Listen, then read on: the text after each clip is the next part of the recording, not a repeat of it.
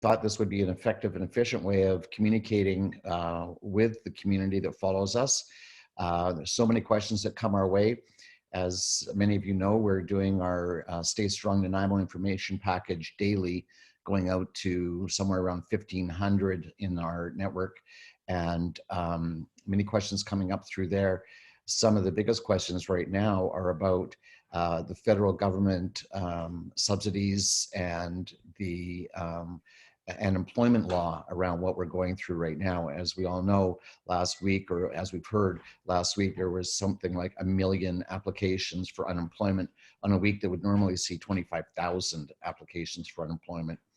We're having news trickle out about federal wage subsidies, as well as other relief benefit funds. And so I thought if we could get our Member of Parliament, Paul Manley, on a webinar with us to talk about those federal government resources and actions, and also have Greg Phillips, past board chair of the Nanaimo Chamber of Commerce and a lawyer, who could talk to us about employment law and the details that we're trying to weed through right now.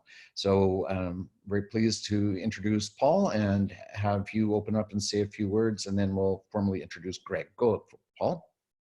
All right, well, thank you for tuning in. These are extraordinary times right now. I can tell you that I'm in daily contact, continuous contact with parliamentary secretaries, junior ministers and ministers, and I'm on daily technical briefings where we're discussing all of these different programs as they roll out. The government is creating, what they're doing is they're making announcements, and then they're figuring out how to implement the announcement. And so there's lots of holes in all of these programs. And part of what I'm doing is compiling lists. I'm getting lots of emails and phone calls and compiling lists of what are the issues that constituents are facing, how are these programs missing them, and then providing these lists to parliamentary secretaries and ministers. The way I do politics in the House of Commons is a bit different from what most people are used to. I don't do the "you got to, you guys never" stuff. I actually send my questions to ministers in advance of question period, and then I have discussions with them afterwards, and I often follow up with emails and research and information, because I'm actually trying to work with the government to get what I need for constituents here in Nanaimo Ladysmith and for Canadians.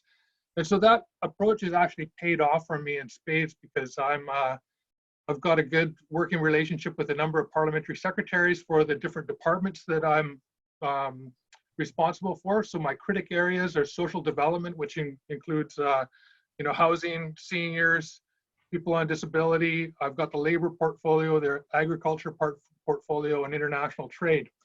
So a number of these, I'm sure that most people are really interested in what's going on for the business community.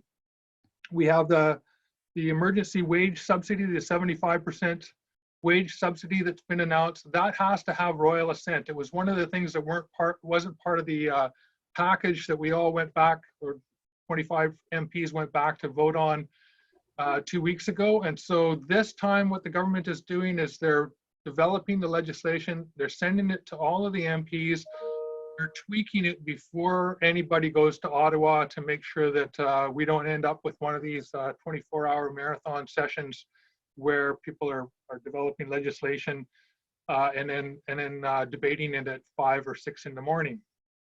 So that wage subsidy is 75%. It's up to $847 per week for each employee. It's going to be available for March, from March 15th onward, March, April, and May. The funds aren't going to begin to flow, they don't think, for another 3 to 6 weeks. So it's a trust us kind of situation. And I can tell you that the government is highly motivated right now to make sure that that people are taken care of. So they're really open to hearing ideas. They're really open to hearing what the gaps are in the system. And when I email ministers and line out some of the gaps, they're like, "Thank you for letting us know. We're working on these things. Please keep giving us information," because they want to hear from Canadians. And we are your voice in Parliament, passing that up the chain.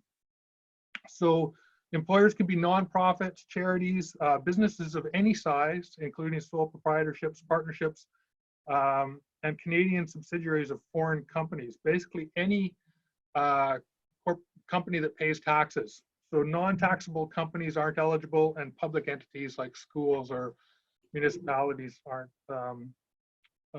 eligible. This is going to be done through the CRA online portal, and it's going to be available soon, hopefully next week. So, you know, what's happening in Ottawa, there was 2.1 million applicants for EI in the last 2 weeks. Wow. That's the same number of applicants as all of 2019.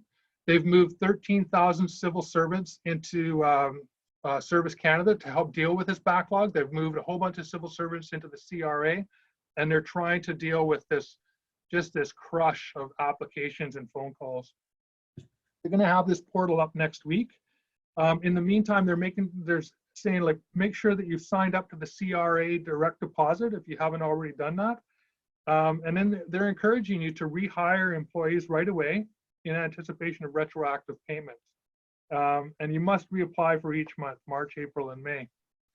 If you're not eligible for this 75% wage subsidy, you have to show that you've lost 30% of your revenue, which isn't difficult for most businesses right now.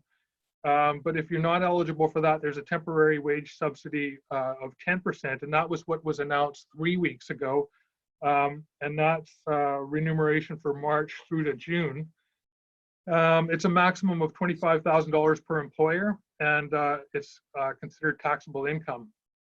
And it's open to individuals, nonprofits, registered charities, Canadian-controlled private corporations, so not public corporations, and partnerships. Yeah, so this existing business number and payroll number with a CRA that you must have, and it doesn't require a 30% loss of revenue, and amounts will be adjusted if also receiving the 75% wage subsidy. So you can actually apply for both of them. There's the EI work sharing program that many of you are already familiar with. There's temporary measures with this for March 15th onward to March 14th, 2021. This again is for businesses and nonprofits experience reduction in business activity, and it's an agreement between the employer, employees, and the government, and it provides EI benefits to eligible employees who agree to reduce their normal working hours and share available work. At least 2 employees with similar job duties must agree to reduce hours by the same percentage and share available work. So employers must be a year-round business, must be a private business, publicly held company or nonprofit, must have been in business for 1 year, must be eligible if they are just use the program. They're eligible if they just use the program. And employees must be eligible for EI, must be permanent year-round core staff, part-time or full-time, and may not be seniors. Just back to this, the wage subsidy too,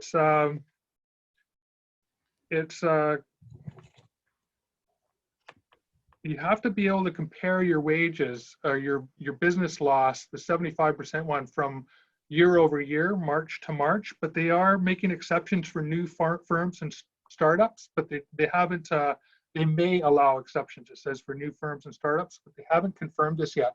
I've heard from a number of businesses that are in this position, and some businesses that actually have government loans to get their business going. So in those cases, I've been suggesting that they need to talk to their government contacts about those loans and about repayment schedules and about trying to work out other arrangements. But the bottom line is that the government's really motivated to help people. If you owe money as a startup to the federal government, they don't want to see you fail. They want to make sure that you get through this, and so they're highly motivated to help. There's Canada Emergency Business Account, which is interest-free loans up to $40,000, and 25% of the loan will be forgiven if the loan balance is repaid by December 31st, 2022. So you got a big chunk of time to pay it back, and if you do pay it back in full by December 31st, 2022, you'll get a grant of 25% of that, so $10,000. It's for small businesses and nonprofits who paid between 50,000 and 1 million in payroll in 2019. So I know I've heard from a number of businesses that their payroll is just under 50,000, and they're asking, you know, what's there for them. So this is another thing that I'm bringing forward to ministers, just to point out that there are a lot of businesses where, you know, small businesses are paying themselves, the owner pays themselves a dividend, and then they have 1 or 2 part-time employees, and they don't quite make the 50,000, but they're being hit really hard, you know, cottage sized businesses.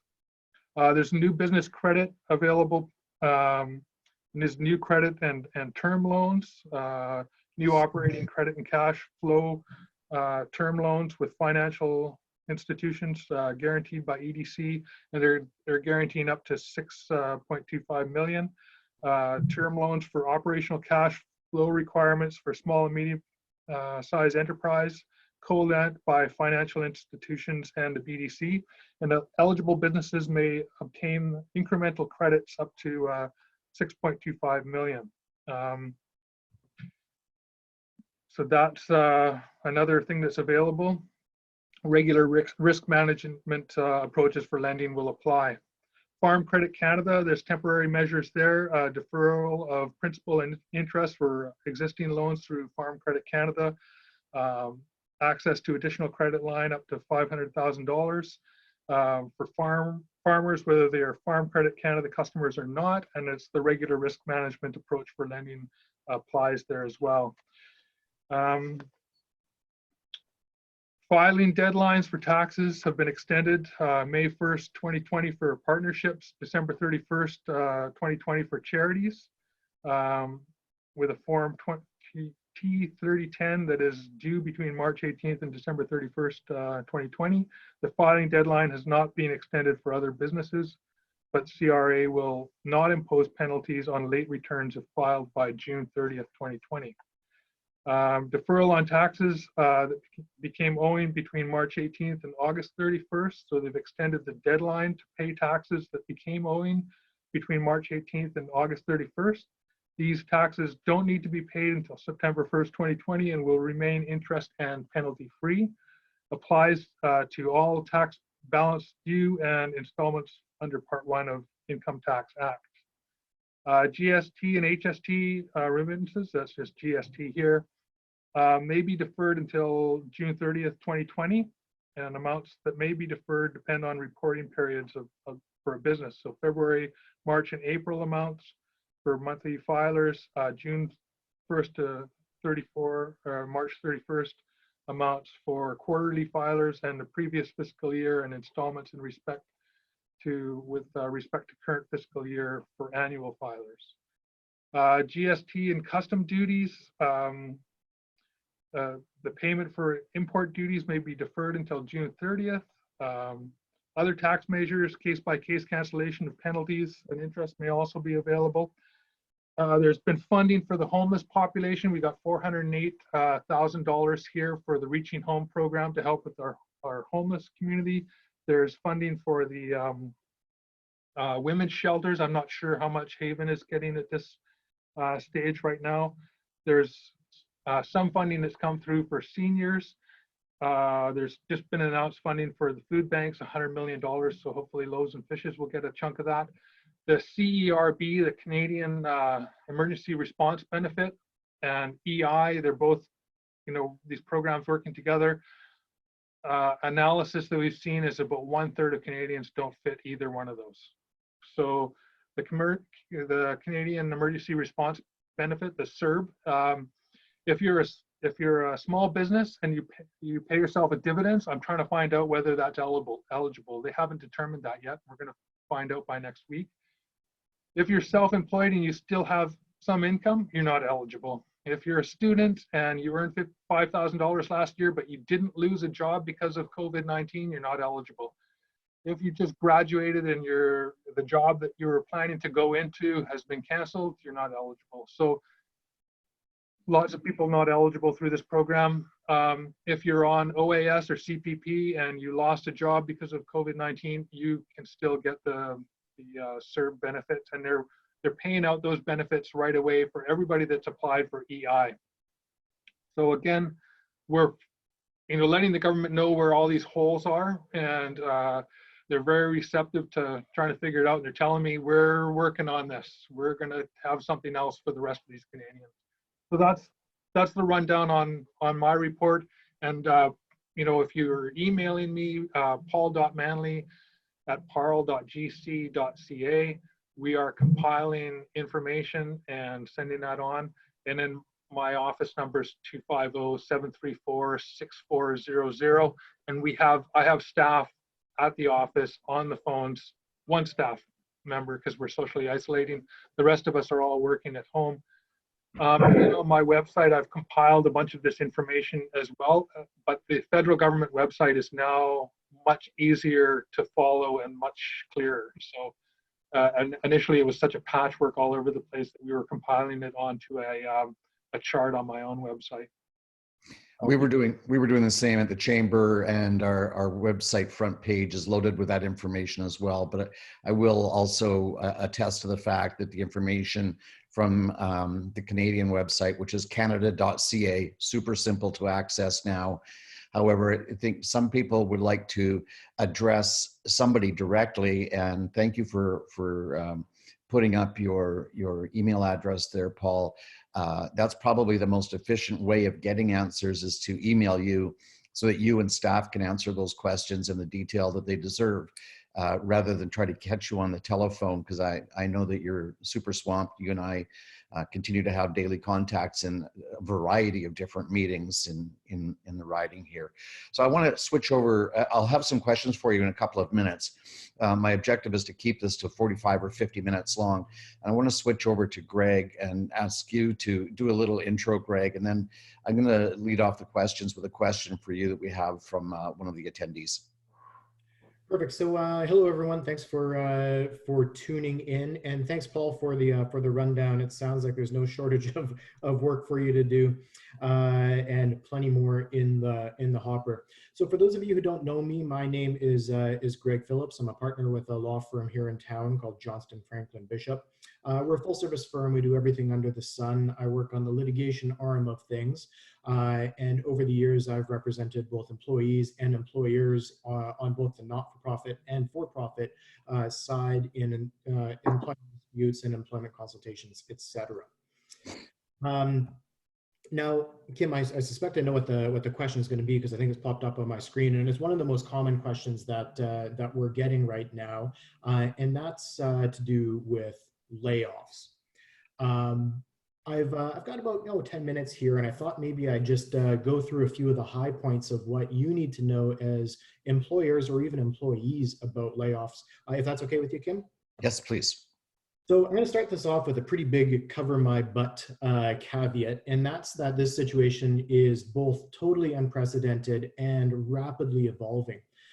Usually in my line of work, we rely on the courts or tribunals to make decisions on a given set of facts that help us, in turn, give employees and employers some guidance about what's likely to happen. As we know, the law is quite literally changing underneath our feet. As Paul mentioned, there's some changes going to royal assent, I guess, over the next few days here, that will change the landscape that much further. And of course, it's a situation we've never actually seen before. So always, always, always be sure to get some up-to-date advice from a good lawyer before making any big changes to your organization. Not only is what I say today necessarily going to be a pretty general, but it might actually not be true a couple of weeks from now, much less this afternoon. That's how quickly things are changing. So with that big caveat out of the way, the number one question that we're getting is how to deal with layoffs. A lot of people have been laid off or are in the process of doing it. And I have to say that this area is an absolute minefield. Most people don't know this, and it comes as a surprise to a lot of people, but in BC, there's actually no real legal right to temporarily lay people off. We do it all the time, but there's nothing in the employment standards, or very little in the employment standards legislation that allows for what we would consider, like other jurisdictions might call a furlough or a temporary layoff. So when I hear people say, oh, you know what, I'm just going to lay people off for a while and just let this blow over, I have to say, hold up. If you don't do this right, this layoff, what you think is a temporary layoff, can actually be a termination. And what that means then is you're legally obligated to give that employee notice or pay in lieu of notice.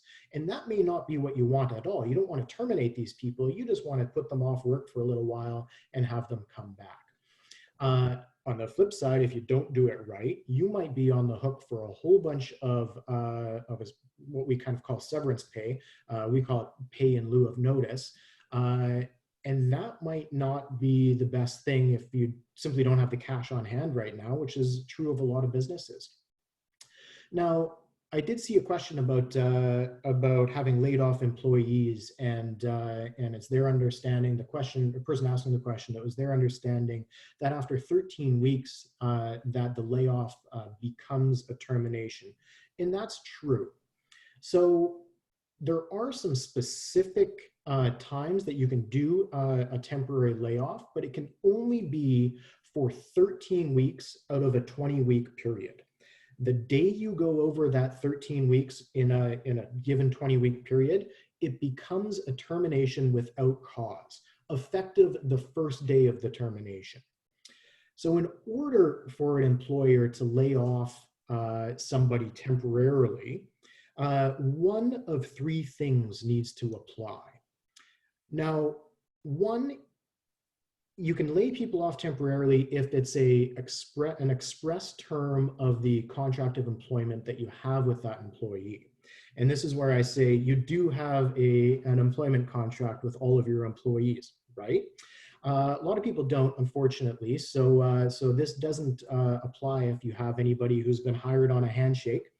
And a lot of employment agreements are silent about what happens in the case of a temporary layoff. But that's the one. If it's an express term in the employment agreement that says we may lay you off under this set of circumstances and here's how that looks, that's the easiest. There are some categories of business where layoffs are an implied term of the employment agreement. So this might be seasonal work where everybody on the ski hill is going to get laid off for a period of time. Everybody knows that's the case when they go into the employment agreement. Everyone knows that notice is coming at some point, and they all know at some point they're coming back. That's not going to apply to most of you because this is not something that we typically see in most businesses, especially in Nanaimo. There may be some niche tourism industries that might have more common layoffs. But that's the second way that you can give a temporary layoff. So one is it's in the employment contract. Two, it's just part of the convention that's developed in that industry, or it's voluntarily agreed to by both parties. And this is where people run into a lot of trouble, because if you impose a layoff on an employee and they haven't agreed to it, you probably actually terminated them. And this is where people run into a lot of trouble. So if you're seeing a downturn in your business, as a lot of people are right now, and need to make the tough decision to lay people off, obviously the first place to turn is to your employment contract. A well-written employment contract should have some specific rules about layoffs and recall, etc. If that's the case, it's super easy. You just follow that process. For the vast majority of businesses that don't have that built into the employment contract, chances are it's not a convention in your industry. So the only way you can lay people off temporarily is if the employee agrees to be laid off. Now, in a situation like this, most employees will agree to that. It does make sense for them in a lot of cases to agree to it. But what I usually recommend, or what I have been recommending to people, is that when you make the decision to lay people off, you communicate really openly and really transparently with that employee. To the point where you're probably going to want to put this in writing in an email or a letter. You should set out the specific reason for why you'd like to lay them off. And that's where you just lay your cards on the table and say, look, we can't afford this. We haven't had a single customer walk through the door in weeks. And I can't afford to pay you to be here right now. So you can set out in frank terms about what the situation is. Also, include some information about some of the short and longer term benefits that are available to them, including the availability of EI, some of the emergency benefits. And I encourage people to be checking the federal websites on this, as well as the provincial ones, which both are now quite good and do contain up-to-date information. And the reason for that is what exists today may not exist a week from now, as we've seen time and time again. But you can even just give them the link to it and say, this is what's available to you if we lay you off. And in some cases, to be perfectly frank, some of the benefits may actually be as good as what they would earn if they were at work for you. So it gives them a real incentive to say, okay, I agree to be laid off. The last thing you want to include in this information is what date do you expect the layoff to end? Now, we don't know how long this is all going to last, but even if you put a date in and pick a date that's less than the 13 weeks, because if it's more than 13 weeks, it's a termination. Say, look, at 6 weeks, I'd either like you to come back or for us to get together to reassess where we are. You want to make it very clear that you intend for them to return at some point. And I would even have the employee sign off on that to say, yeah, I agree, I'll be laid off for this. We'll come back in 6 weeks or 8 weeks or 10 weeks or whatever, or at least reconsider it at that point. The reason for that is you want some form of evidence that you didn't intend to actually terminate them, that this is a temporary voluntary layoff and that you intend for them to come back. Really what you're doing is you're making it clear to both the employee as well as a potential future judge or maybe tribunal member that this is a temporary layoff and it's not a termination. And keep an eye on that calendar, because at 13 weeks, it's a termination whether you like it or not. And this is really important for businesses, because if you're deemed to have terminated them rather than laid them off without paying notice, it's a wrongful dismissal claim. The maximum exposure under the Employment Standards Act is 8 weeks of pay that you'd be responsible for giving them if you were to terminate them or were deemed to have terminated them.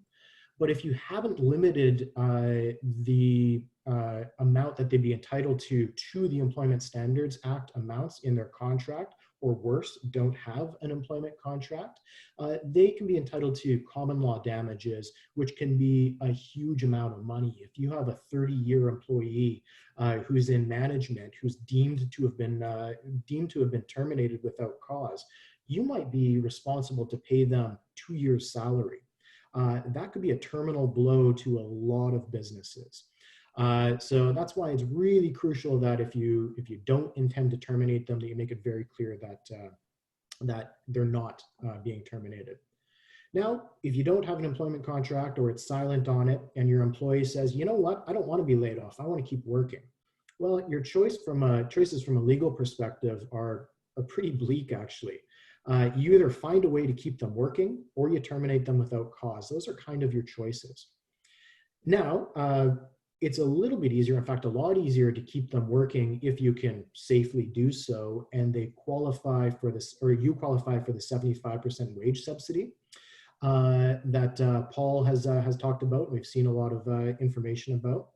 But that only kicks in if you've had that 30% reduction in your business year over year that's attributable to COVID-19. So if you had a 29.9% reduction in business, you're out of luck. You get $0 for that employee. In that case, you're probably giving Paul a telephone call and saying, hey, you better go back to Ottawa and use my case as an example because I'm 0.1 below the threshold and I've got nothing and I'm going out of business as a result. On the other hand, if you really can't afford to keep the employee working and they don't want to be laid off, you can buy yourself a little bit of time by requiring that employee to use whatever vacation time that they've accrued. You've got you've got as an employer the right to dictate how people use their vacation time. For the most part, people just request the time off, we give it to them, they get to choose when and how they use it. But that's not what the law is. You can say, look, you've got 10 days, I need you to use these 10 days as vacation time. And that might be enough time for some more clarity and some new changes to the employment standards legislation, etc. You might also look into work sharing options, which Paul touched on as well, which can be a little bit of a pressure relief valve in the short term. And some employers will be eligible, if not for the 75% wage subsidy, at least the 10%. So these are all things that might help you manage to stay afloat, even just a few more days to get a little bit more clarity. When you do have that extra little bit of time, I'd encourage you to write to your local MLA. One of the things we hoped for in the employment law world is changes to the Employment Standards Act that increased flexibility for these temporary layoff options, because they're really restrictive in BC. We had hoped that there would be increased flexibility in the last bundle of legislation that was passed fairly recently. We didn't see that. We saw essentially some job protections that allowed for some unpaid leaves of absence. But that doesn't really get us where we need to go, which is giving some employers some certainty about what they can do without exposing their bottom line to a wrongful dismissal claim, or give employees some certainty about what the heck am I going to do 13 weeks from now? I may not have a job to come back to. So there's a lot of uncertainty. A lot of this can be resolved with some changes to the temporary layoff regime in the Employment Standards Act. So with apologies to Sheila Malcolmson and our other local MLAs, we need some changes, and I encourage you to write to your MLA, because we've got some pretty uncertain times and a lot of exposure for employees.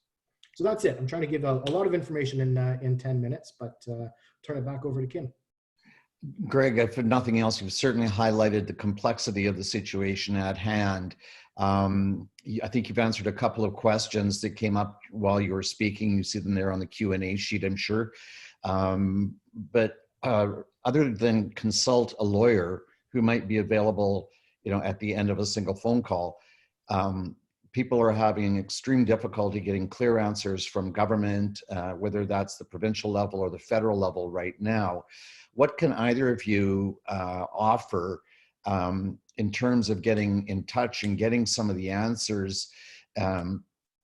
As you pointed out, we've got people who are, giving up after 3-4 days of waiting on hold with EI to see if they're eligible or how their eligibility may have changed. I've got a staff person was anticipating going off on mat leave, and we're trying to get clarification around when she can take that mat leave, if she needs a full requirement of 600 hours on her EI application, or if they're going to allow that to happen. But we can't get through to anybody to get the answer. So other than calling a lawyer, what do you suggest that people do, or how can they best express their patience in getting answers on these things? There's so many questions, as we see coming up here, and they're really from soup to nuts. The question is, does force majeure apply? I suspect the answer to that is no, but I'm not a lawyer. Force majeure is not applying to business continuity insurance, or force majeure is applying to business continuity insurance, we're hearing, but does it apply to the employee's employment status? And another question that came up was that labor law obviously is not equipped for the situation that we're faced with, as many things are not equipped with what we're faced with. What's your view of what labor law will be applied if there are court cases about layoffs 6 months from now? Okay, do you want me to? Yeah, you want to fire away at that, and then we'll turn it back over to Paul, because there's a couple of questions that came up there that Paul could probably be better in responding to. Go for it, Greg. Yeah, so I'm going to give you kind of a crappy answer to some of these questions, and that's that we simply don't know for a lot of them. For example, with respect to the questions about force majeure, the clarity we're going to get from this will be a year from now, when these things eventually make their way through the courts or tribunals that have oversight over them. I wouldn't assume that you've been relieved from any of your contractual obligations to employees, other businesses, etc., because this appears at first blush to be a force majeure situation. Assume that all of your obligations continue to exist. That's the safest thing to do. You can't go wrong that way. The other answer to a couple of these things is, because we don't know exactly how these things are going to play out or what changes are coming down the pipeline, you can never go wrong by acting reasonably. Mm-hmm. That's a bit of a non-specific answer. But if you zoom out and say, okay, I'm not going to worry about this particular situation with this employee that I care deeply for and I want to do the best for, take a step back and say, if you gathered 10 business owners together, what would the majority of them do in this situation? That is usually the test by which the courts will assess your action. What would a reasonably prudent business owner have done in this situation? You can almost never go wrong in that. And I think the courts and tribunals are going to give a lot of latitude to people who make decisions, even if it turns out they're the wrong decision in this case, because we're all doing the best we can in the middle of an absolute mess. So I'll turn it over to Paul. I'm sure he may have some comments about some of the specific areas there. Yeah, that's a great presentation, Greg. So it just illuminated a lot of things for me on the situation with laying people off. So there's a couple of questions about if you've laid staff off already, what should you do? If you've lost 30% of your business, if there is some business that you can do, I think that what the government is actually saying is, if you can re-employ people, whether you can keep them busy or not, 100% of the time, then you should do that. They want people to try to pay that other 25%. They expect the employer to do everything they can, quote, to pay the remaining 25%, but recognize that not all employers are going to be able to do so. We're going to find out more about this situation next week. And that's just, the unfortunate part of getting these announcements and then having the government unroll them. They're also bringing a lot more people into CRA for answering the phones, and they've set up a system so people who are applying for EI and the Canadian Emergency Response Benefit have to phone in based on their birthday. So I think it's April 6th is January, February, March. April 7th is April, May, June. April 8th is July, August, September, and April 9th is October, November, and December. So they're trying to break up, and that's going to be the same every week. Anybody can call on a Saturday or Sunday. The phones are open, and they're trying to get more staff on working in these situations. And you got to remember too, in Ottawa, there's a serious outbreak, and so they're worried about keeping civil servants, separated, and about trying to keep workplaces safe while they keep civil servants working. So if you do get through, just have tons of patience and love for the people on the other side of the line, because they're all dealing with the same thing.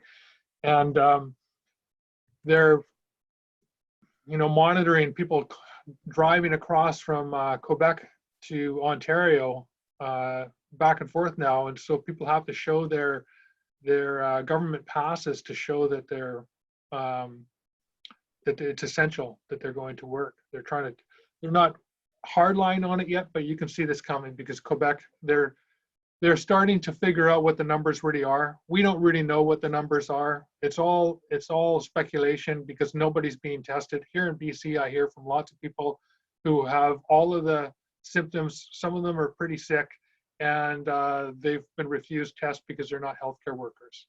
And so I would assume that the numbers are far higher than they are. In Italy, they think that the numbers of people who actually have COVID-19 are 10 times higher, and that probably the deaths are 4 times higher. So just extrapolate that into every chart that you see, and you'll think about what's going on in Ontario, where they think it's 7 times higher than what's been reported so far. And so that's what the civil servants are dealing with as well, trying to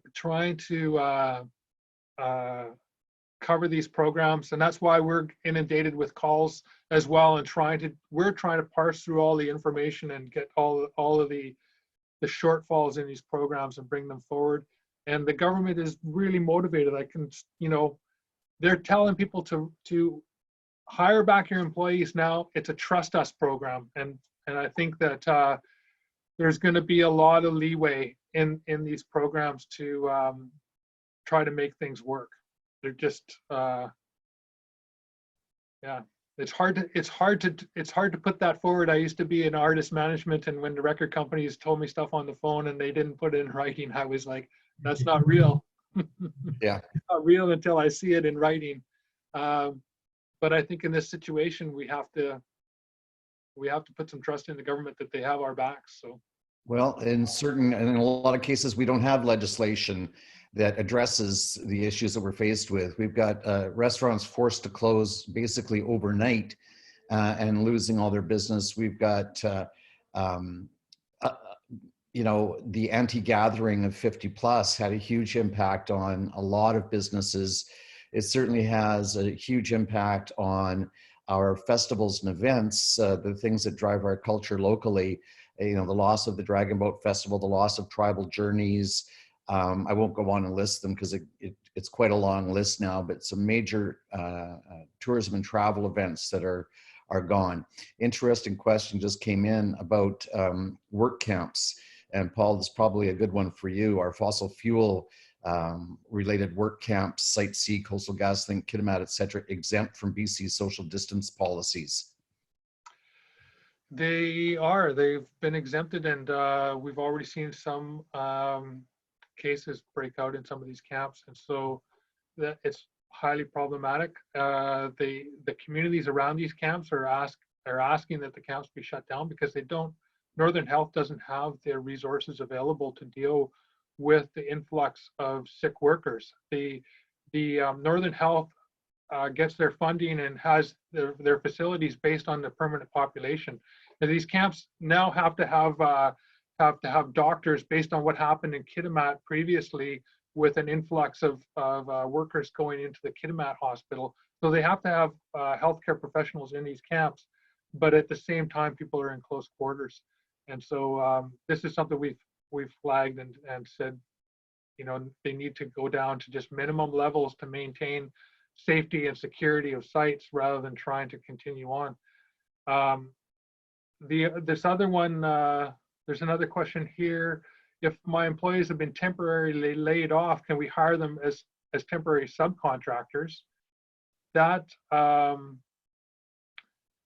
don't know if that's the best idea, because you're not going to get the 75% wage subsidy. You're going to miss out on those programs. And I think that you're better off kind of trying to get the wage subsidy. This other one about what type of reporting requirements might be required by the feds to support you in compliance with the 75% wage subsidy. So they're saying that you need to reapply each month. You need to show that your revenue is down month over month from the previous year. It is an honor system, but the CRA is going to catch up with people who have cheated the system, and that's going to be the same with the CERB. So if you're a self-employed and you have no work, you can apply for the CERB, and the government's going to trust you, and they're going to give you $2,000 a month for the next 4 months. If you if it looks like you've increased your taxable income by $8,000 in this year, then they're going to start asking you some questions. So I imagine that some people will try to cheat the system and work under the table and not not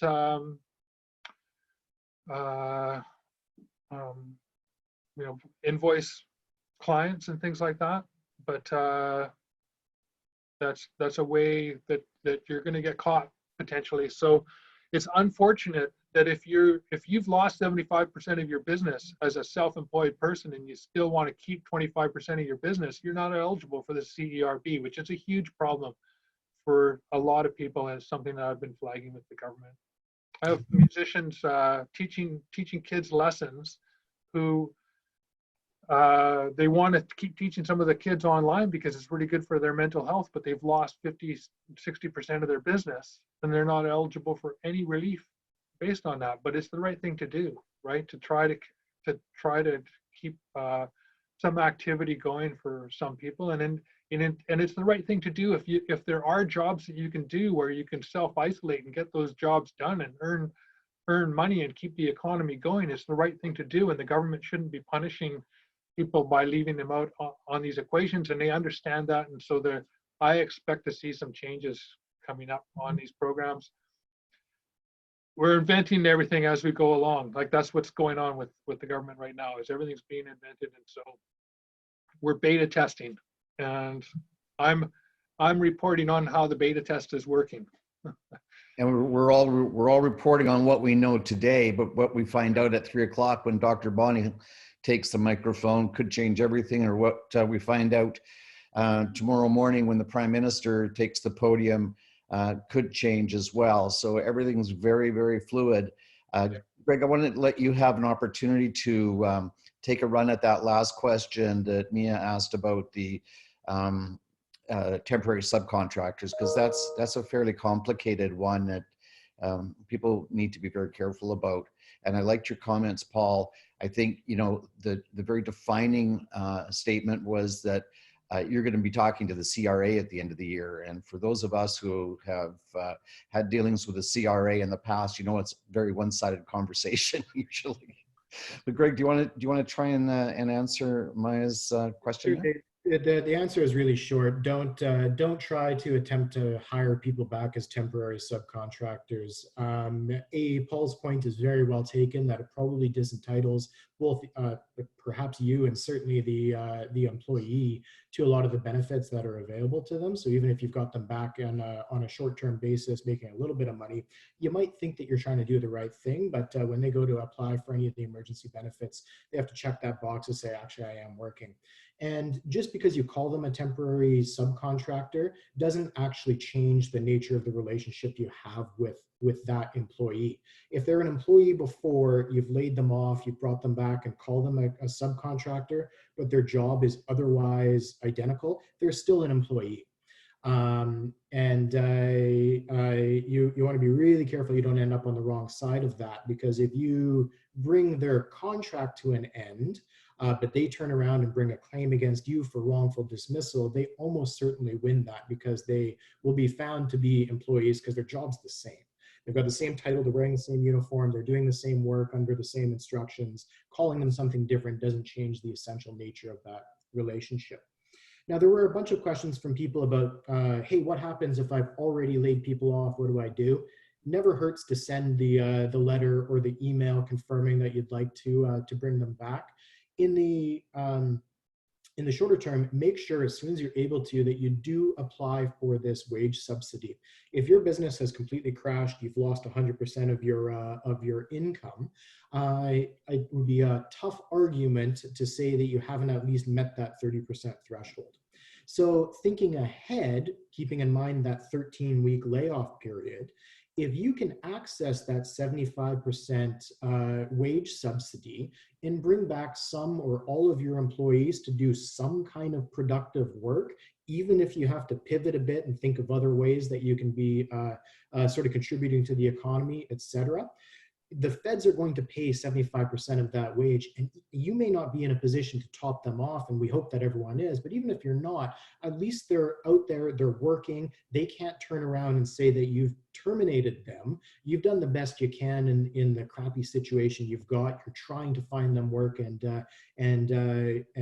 you know, create some productivity there. So take advantage of the subsidy program, use it. It's literally what it's there for. And as a side effect, it helps you dodge the bullet of that potential wrongful dismissal claim at 13 weeks plus 1 day. Right, right. I think your employees would love it too, because you know, if you can pay them 75% instead of EI, which is 55%, they're just going to be much happier.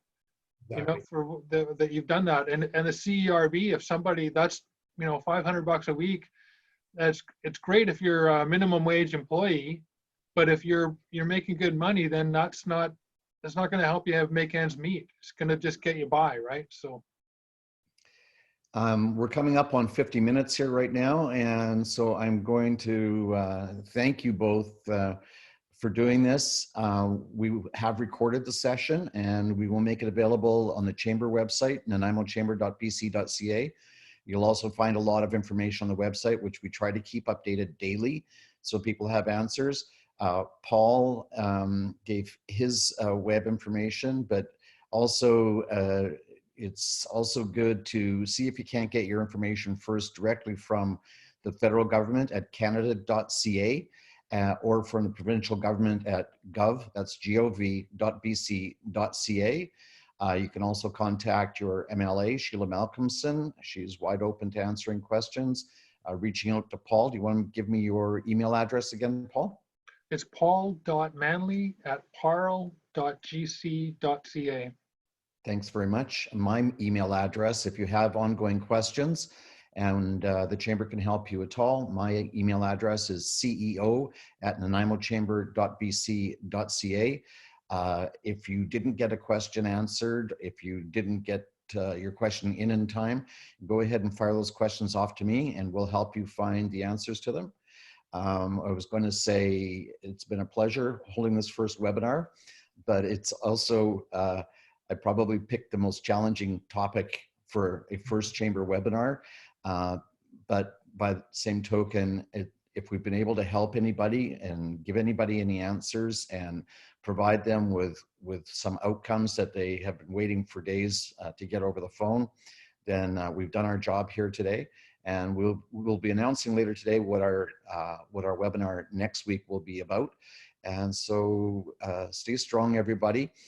Keep healthy, keep your distance, show your staff and your family lots of love, and we'll be back to you in 1 week's time. Thank you very much, Paul. Great. Terrific job. Stay healthy, stay safe, stay home. Yeah. Yeah. Take care.